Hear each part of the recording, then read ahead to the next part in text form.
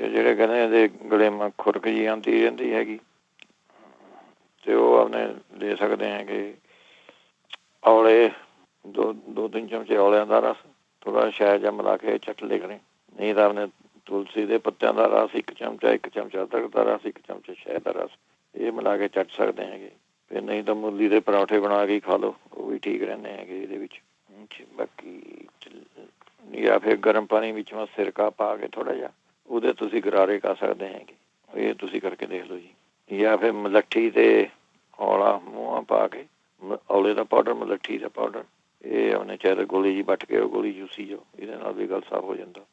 ਜਿਹੜੇ ਕਹਿੰਦੇ ਇਹਦੇ ਗਲੇਮਾ ਖੁਰਕ ਜੀ ਆਉਂਦੀ ਰਹਿੰਦੀ ਹੈਗੀ ਤੇ ਉਹ ਆਪਣੇ ਲੈ ਸਕਦੇ ਆ ਕਿ ਔਲੇ ਦੋ ਤਿੰਨ ਚਮਚੇ ਔਲਿਆਂ ਦਾ ਰਸ, ਥੋੜਾ ਸ਼ਹਿਦ ਜਾਂ ਮਿਲਾ ਕੇ ਚੱਟ ਲਿਖਣੇ। ਨਹੀਂ ਤਾਂ ਆਪਣੇ ਤੁਲਸੀ ਦੇ ਪੱਤਿਆਂ ਦਾ ਰਸ ਇੱਕ ਚਮਚਾ ਅਦਰਕ ਦਾ ਰਸ, ਇੱਕ ਚਮਚਾ ਸ਼ਹਿਦ ਦਾ ਰਸ, ਇਹ ਮਿਲਾ ਕੇ ਚੱਟ ਸਕਦੇ ਹੈਗੇ। ਫਿਰ ਨਹੀਂ ਤਾਂ ਮੂਲੀ ਦੇ ਪਰੌਂਠੇ ਬਣਾ ਕੇ ਖਾ ਲਓ, ਉਹ ਵੀ ਠੀਕ ਰਹਿੰਦੇ ਹੈਗੇ ਇਹਦੇ ਵਿੱਚ। ਬਾਕੀ ਜਾਂ ਫਿਰ ਗਰਮ ਪਾਣੀ ਵਿੱਚ ਸਿਰਕਾ ਪਾ ਕੇ ਥੋੜਾ ਜਿਹਾ ਉਹਦੇ ਤੁਸੀਂ ਗਰਾਰੇ ਕਰ ਸਕਦੇ ਹੈਗੇ। ਇਹ ਤੁਸੀਂ ਕਰਕੇ ਦੇਖ ਲਓ ਜੀ। ਜਾਂ ਫਿਰ ਮਲੱਠੀ ਤੇ ਔਲਾ ਮੂੰਹਾਂ ਪਾ ਕੇ, ਔਲੇ ਦਾ ਪਾਊਡਰ, ਮਲੱਠੀ ਦਾ ਪਾਊਡਰ, ਇਹ ਉਹਨੇ ਚਾਹੇ ਗੋਲੀ ਜੀ ਵੱਟ ਕੇ ਉਹ ਗੋਲੀ ਚੂਸੀ ਜਾਓ, ਇਹਦੇ ਨਾਲ ਵੀ ਗੱਲ ਸਾਫ਼ ਹੋ ਜਾਂਦਾ। ਜਿਹੜੇ ਕਹਿੰਦੇ ਇਹਦੇ ਗਲੇਮਾ ਖੁਰਕ ਜੀ ਆਉਂਦੀ ਰਹਿੰਦੀ ਹੈਗੀ ਤੇ ਉਹ ਆਪਣੇ ਲੈ ਸਕਦੇ ਆ ਕਿ ਔਲੇ ਦੋ ਤਿੰਨ ਚਮਚੇ ਔਲਿਆਂ ਦਾ ਰਸ, ਥੋੜਾ ਸ਼ਹਿਦ ਜਾਂ ਮਿਲਾ ਕੇ ਚੱਟ ਲਿਖਣੇ। ਨਹੀਂ ਤਾਂ ਆਪਣੇ ਤੁਲਸੀ ਦੇ ਪੱਤਿਆਂ ਦਾ ਰਸ ਇੱਕ ਚਮਚਾ ਅਦਰਕ ਦਾ ਰਸ, ਇੱਕ ਚਮਚਾ ਸ਼ਹਿਦ ਦਾ ਰਸ, ਇਹ ਮਿਲਾ ਕੇ ਚੱਟ ਸਕਦੇ ਹੈਗੇ।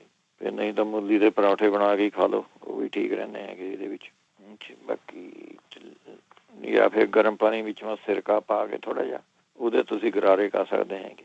ਇਹ ਤੁਸੀਂ ਕਰਕੇ ਦੇਖ ਲਓ ਜੀ। ਜਾਂ ਫਿਰ ਮਲੱਠੀ ਤੇ ਔਲਾ ਮੂੰਹਾਂ ਪਾ ਕੇ, ਔਲੇ ਦਾ ਪਾਊਡਰ, ਮਲੱਠੀ ਦਾ ਪਾਊਡਰ, ਇਹ ਉਹਨੇ ਚਾਹੇ ਗੋਲੀ ਜੀ ਵੱਟ ਕੇ ਉਹ ਗੋਲੀ ਚੂਸੀ ਜਾਓ, ਇਹਦੇ ਨਾਲ ਵੀ ਗੱਲ ਸਾਫ਼ ਹੋ ਜਾਂਦਾ। ਜਿਹੜੇ ਕਹਿੰਦੇ ਇਹਦੇ ਗਲੇਮਾ ਖੁਰਕ ਜੀ ਆਉਂਦੀ ਰਹਿੰਦੀ ਹੈਗੀ ਤੇ ਉਹ ਆਪਣੇ ਲੈ ਸਕਦੇ ਆ ਕਿ ਔਲੇ ਦੋ ਤਿੰਨ ਚਮਚੇ ਔਲਿਆਂ ਦਾ ਰਸ, ਥੋੜਾ ਸ਼ਹਿਦ ਜਾਂ ਮਿਲਾ ਕੇ ਚੱਟ ਲਿਖਣੇ। ਨਹੀਂ ਤਾਂ ਆਪਣੇ ਤੁਲਸੀ ਦੇ ਪੱਤਿਆਂ ਦਾ ਰਸ ਇੱਕ ਚਮਚਾ ਅਦਰਕ ਦਾ ਰਸ, ਇੱਕ ਚਮਚਾ ਸ਼ਹਿਦ ਦਾ ਰਸ, ਇਹ ਮਿਲਾ ਕੇ ਚੱਟ ਸਕਦੇ ਹੈਗੇ। ਫਿਰ ਨਹੀਂ ਤਾਂ ਮੂਲੀ ਦੇ ਪਰੌਂਠੇ ਬਣਾ ਕੇ ਖਾ ਲਓ, ਉਹ ਵੀ ਠੀਕ ਰਹਿੰਦੇ ਹੈਗੇ ਇਹਦੇ ਵਿੱਚ। ਬਾਕੀ ਜਾਂ ਫਿਰ ਗਰਮ ਪਾਣੀ ਵਿੱਚ ਸਿਰਕਾ ਪਾ ਕੇ ਥੋੜਾ ਜਿਹਾ ਉਹਦੇ ਤੁਸੀਂ ਗਰਾਰੇ ਕਰ ਸਕਦੇ ਹੈਗੇ।